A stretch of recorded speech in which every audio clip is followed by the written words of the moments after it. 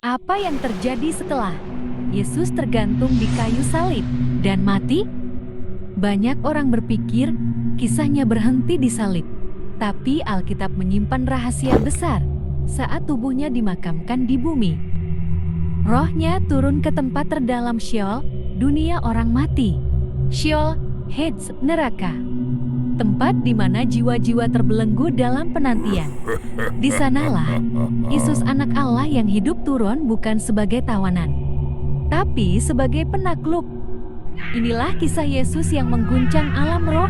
Inilah pertempuran rohani terbesar dalam sejarah kekekalan. Alkitab berkata dalam 1 Petrus jam 3:19 bahwa Yesus pergi memberitakan Injil kepada roh-roh yang dalam penjara. Yesus tidak diam. Ia menggempur gerbang neraka, menghancurkan belenggu dosa, dan menyatakan kemenangan atas iblis dan maut. Dalam Wahyu 1 ayat 18, Yesus berkata, "Aku memegang segala kunci maut dan kerajaan maut." Ini bukan simbolisme kosong. Ini adalah pernyataan otoritas surgawi bahwa Yesus merampas kunci itu langsung dari tangan si jahat. Bayangkan itu, Kristus berdiri di tengah-tengah domain iblis, mengambil kembali otoritas yang dirampas sejak manusia jatuh dalam dosa. Di bawah tanah, saat dunia menangis karena kematiannya, Yesus sedang berperang. Ia bukan korban. Ia adalah pahlawan ilahi yang menyerbu markas musuh. Ibrani 2 ayat 14 menegaskan bahwa Yesus melalui kematiannya menghancurkan dia yang berkuasa atas maut, yaitu iblis. Apa makna menghancurkan? Kata dalam bahasa Yunani, katarjo membuat tidak berdaya, melucuti kekuasaan. Iblis tidak lagi memegang kunci kematian. Neraka bukan lagi tempat tanpa harapan. Yesus masuk ke kedalaman. Sheol bukan untuk dikalahkan, tetapi untuk mengumumkan kemenangan. Seperti seorang raja menaklukkan wilayah musuh dan memproklamirkan kuasa kerajaannya.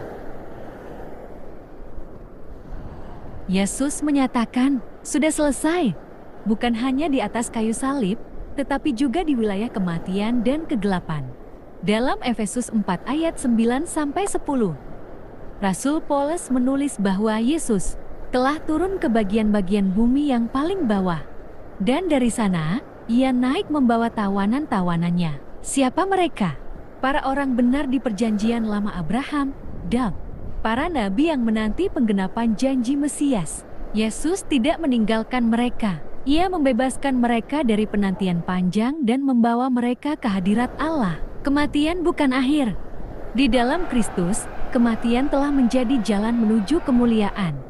Di dunia jasmani, hari-hari setelah penyaliban tampak seperti kekalahan. Tapi di dunia rohani, itu adalah saat ketika kegelapan digulingkan dan kuasa dosa dihancurkan dari dalam. Kolose 2 ayat 15 menyatakan, ia telah melucuti pemerintah-pemerintah dan penguasa-penguasa dan menjadikan mereka tontonan umum. Setelah ia menang atas mereka di dalam salib, bayangkan, iblis dan bala tentaranya yang selama berabad-abad membelenggu umat manusia, kini dipermalukan diarap oleh Kristus sebagai Raja Pemenang.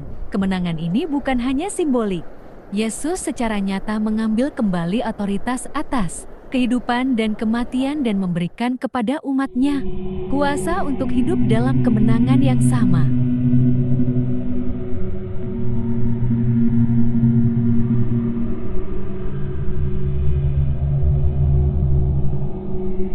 Dan pada hari ketiga, segala kuasa neraka tak mampu menahannya. Kubur kosong bukan sekadar keajaiban, itu bukti bahwa kemenangan rohani di alam maut telah tuntas. Bukan sebagai orang yang kembali dari kematian secara kebetulan, tetapi sebagai raja yang telah menaklukkan kematian itu sendiri. Seperti tertulis dalam 1 Korintus 15 ayat 55. Hai maut, di manakah kemenanganmu? Hai maut, di manakah sengatmu? Kebangkitan Kristus adalah pernyataan kepada seluruh alam semesta bahwa dosa telah diampuni, maut telah dikalahkan, dan jalan menuju hidup kekal telah dibuka. Roh yang turun ke Sheol kini telah naik ke surga. Yesus tidak hanya selamat dari neraka, Ia menghancurkannya dari dalam dan kini memegang otoritas penuh atas hidup dan mati. Dalam Kisah Para Rasul 2 ayat 24, Petrus berkata, Allah membangkitkan dia dengan melepaskan dia dari sengsara maut. Karena tidak mungkin ia tetap berada dalam kuasa maut itu. Tidak mungkin, karena ia adalah sumber hidup itu sendiri. Yesus, Sang Mesias, turun sedalam-dalamnya, agar kita yang percaya kepadanya tidak perlu pernah jatuh sedalam itu. Ia mengambil tempat kita di salib, di maut, bahkan di Sheol agar kita bisa hidup bersamanya dalam kemuliaan. Ia adalah Raja dari segala raja dan Bapa yang sangat mengasihi manusia. Kini, kita tidak lagi diperbudak oleh ketakutan akan kematian. Karena Yesus telah membuka jalan. Ia berkata dalam Yohanes 11 ayat 25, Akulah kebangkitan dan hidup. Barang siapa percaya kepadaku, ia akan hidup walaupun ia sudah mati. Inilah Injil dalam bentuk paling dasarnya. Bukan hanya tentang keselamatan dari dosa, tapi pembebasan dari kegelapan dan pemulihan identitas surgawi. Yesus menggempur gerbang neraka agar kita bisa memasuki gerbang surga.